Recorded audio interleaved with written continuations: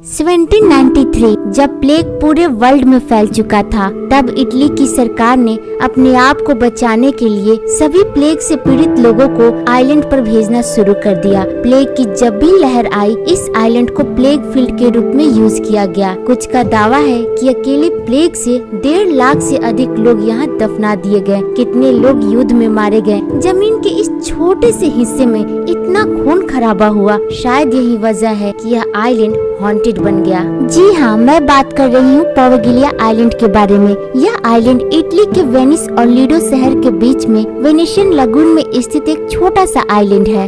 इस आइलैंड की haunted story जानने से पहले इसकी हिस्ट्री जानते हैं। पवगिलिया आइलैंड फर्स्ट टाइम 421 AD में मेंशन किया गया, जब पंडुआ और ईस्ट के लोग बर्बर आक्रमण से बचने के लिए इस आइलैंड पर शरण ली थी। आने वाले सेंचुरीज में इस आइलैंड पर पॉपुलेशन बढ़ती गई, यानी कि कभी इस आइलैंड पर बहुत सारे लोग रहते थे। बट 1379 में यूरेनियन फ्लीट से वेनिस पर हमला हुआ, तब पवगिलिया आइलैंड के लोगों को ग्यूडिका ले जाया गया। मुश्किल से ये आइलैंड 14th सेंचुरी तक आबादी वाला रहा। इसके बाद ये आइलैंड निर्जन हो गया। 2026 में इस आइलैंड को पब्लिक हेल्थ ऑफिस में बदल दिया गया और जहाज से आने जाने वाले सभी गुड्स और पीपल्स के लिए चेक पॉइंट बन गया। लोगों को क्वारंटाइन में रखने के लिए यहाँ हॉस्पिटल भी बनाए गए ताकि कोई अपने साथ प्लेग न लाए। 1793 से लेकर 1814 तक इस आइलैंड को क्वारंटाइन स्टेशन की तरह यूज किया गया। इस हॉस्पिटल को 1814 में बंद कर दिया गया। 1922 में इस बिल्डिंग को मेंटल एसाइलम में बदल दिया गया, जहां मानसिक रूप से बीमार रोगियों का इलाज होने लगा।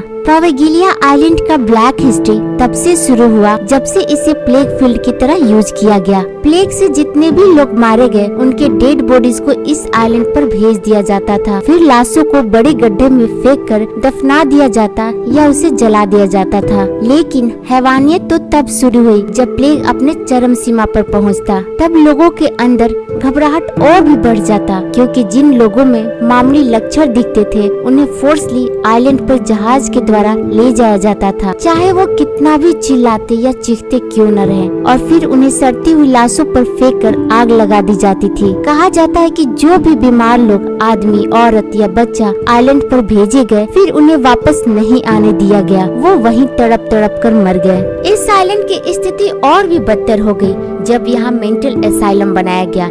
इस हॉस्पिटल के रोगियों ने ये रिपोर्ट देने लगे कि उन्हें प्लेग पीड़ितों की भूत दिखाई देता है और रात में उन्हें उनकी आवाजें सुनाई देती हैं। लेकिन वहाँ के स्टाफ उन्हें पागल समझकर उनकी बातों को नजरअंदाज कर देते। इसी बीच एक डॉक्टर ने पागलपन का इलाज खोजने के लिए अपने सभी रोगियों पर प्रयोग करके अपना नाम बनाने का फैसला किया। हाथ की ड्रिल, छेनी, हथौड़े जैसे कच्चे औजारों का उपयोग करके लोबोटॉमी का प्रदर्शन करने लगा। कुछ सालों तक ऐसा ही चलता रहा। फिर बाद में उस डॉक्टर को खुद ही प्लेग पीड़ितों की भूत दिखाई देने लगी। वो धीरे धीरे पागल हो गया और फिर वो उसी बेल टावर से कूदकर अपनी जान दे दी। इसके बाद वो हॉस्पिटल बंद हो गया। बहुत से लोग आज भी दावा करते हैं कि आप वहाँ पर प्लेग पीड़ितों के विलाप, रोना और खांसी सुन सकते हैं। ये भी कहा जाता है कि इस आइलैंड की दीवारों के भीतर हिंसक भूतों का अस्तित्व है।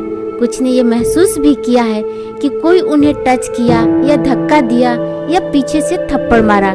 यहाँ तक लोगों ने अदृश्य आत्माओं को भी फील किया। 1960 में इटली की सरकार ने इस आइलैंड को बेच दिया, पर वो ऑनर भी इस आइलैंड को छोड़ दिया।